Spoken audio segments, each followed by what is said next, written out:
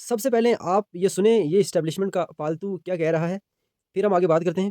ایک منٹ، میں نے وہ ویڈیو چلائی جس میں عمران خان صاحب کہہ رہے ہیں ہم تو اسٹیبلشمنٹ سے بات کرنا چاہ رہے ہیں، وہ ہی نہیں ہم سے بات کرتے، ہم نے تو آصم منیر کو پیغام بھیجا، وہ بات ہی نہیں کر رہا۔ میں نے ویڈیو چلائی، ان بیچاروں کا ایک رنگ آ رہا تھا، وہ بیچارہ شرمندگی سے لا دو۔ اپوزیشن کے ساتھ بیٹھنے کو تیار نہ ہو، تمام لیڈر زرداری، شہباز شریف، ہر جماعت کے لوگ جو ہے وہ موجود ہوں، 1.5 گھنٹہ چیف آف آرمی صاحب اس کے دفتر میں اس کی منتیں کریں کہ آؤ ہمارے ساتھ آ کے وہاں پہ بیٹھے ہم بریفنگ کرتے ہیں۔ آپ سوچتے ہیں کہ آرمی چیف نے اس کے ملتے جی آرمی چیف نے خود بتایا بعد میں، میں نے ملتے کیے کیا، اس نے کہا کہ میں نے اتنی منت سماجت کی۔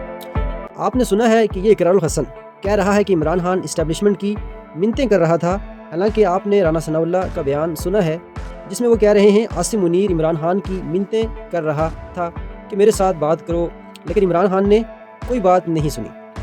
دیکھیں جی، یہ سب اسٹیبلشمنٹ کے پالتو ہیں۔ اسٹیبلشمنٹ انہیں پیسے دیتی ہے اور انہیں اسکرپٹ بنا کر دیتی ہے کہ آپ عمران خان کے خلاف بولو اور ہم آپ کو پیسے دیں گے۔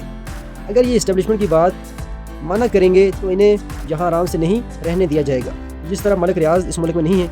ملک ریاض کو اسٹیبلشمنٹ نے کہا عمران خان کے خلاف بولو، وہ نہیں بولا۔ اس نے بولا کہ میں خان کے خلاف نہیں بولوں گا، آپ جو مرضی کر لو، میں ایک لفظ بھی خان کے خلاف نہیں بولوں گا۔ آج آپ دیکھیں ملک ریاض ادھر نہیں ہے، اگر وہ ادھر ہوتا تو اسے یہ اسٹیبلشمنٹ ابھی تک اندر کر چکی ہوتی، جعلی کیسز لگا کر۔